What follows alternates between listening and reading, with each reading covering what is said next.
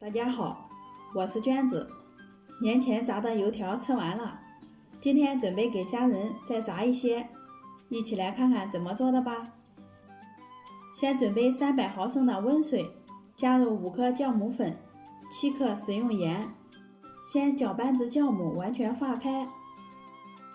接着在500克的面粉里打入1个鸡蛋，先将鸡蛋搅散，再倒入发好的酵母水，边加边搅拌，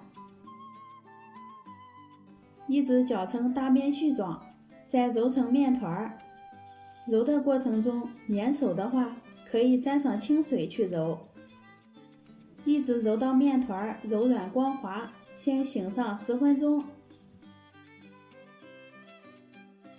时间到以后，继续给面团缓和的揉搓，这样和好的面团炸出的油条吃着会更筋道一些。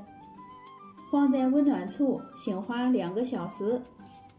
2个小时以后，我们看一下，面团里有蜂窝状，就是醒花好啦。先取出一半的面团，用刀划开，放在面板上，不用揉面，直接搓成长条状，然后按扁，擀成一个长方形的面饼，厚度约3毫米就行。再切成2厘米的长条状。全部切完之后，用保鲜膜盖住，2次醒花10分钟。拿2个面剂重叠起来，用筷子在生胚中间压一下，捏住2头，拧上2圈，1个生胚就做好啦。起锅烧油，用筷子试一下油温，放进去立马冒出气泡就行。放入生胚下锅炸，油温高一些，生胚立马就浮上来了。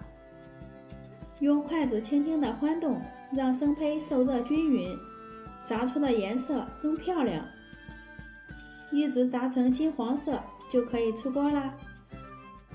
咱们的油条就做好啦，金灿灿的，太诱人了。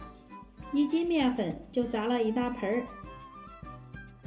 这样炸的油条趁热吃，外皮有点酥，凉了以后也很软和。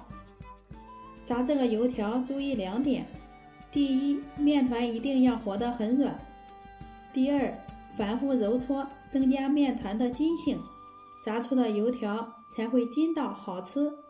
喜欢的朋友关注一下，我们下期见。